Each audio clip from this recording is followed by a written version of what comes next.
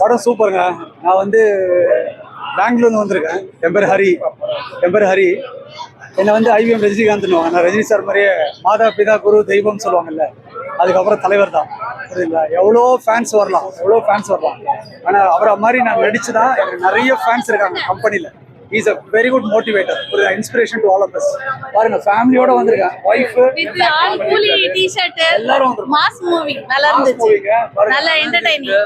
சேலம்ல order பண்ணி size இல்லாம திருப்பி மாத்தி எங்களுக்கு ஒரு பெரிய ஒரு வேலைக்கு அப்ளை பண்ற மாதிரி தான். உண்மையாக ஒரு ரஜினி சார் படம் நான் சும்மா நினைக்கிறது இல்லை.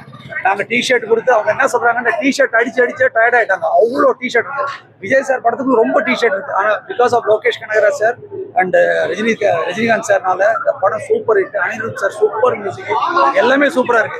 ஆனா கேமியோ ரோல் சொன்னாங்க இல்லையா, அந்த ரஜினி சார் வரும் பேக்ரவுண்ட்ல அந்த இது இருந்து பாருங்க, அந்த ஷேடு, தளபதி ஷேடு. நான் அந்த இடத்துல ஒரு சுந்தரி கண்ணால் அந்த பாட்டை போட்டிருந்தாங்கன்னா ஜனங்க கலக்கிருக்கும் அங்க.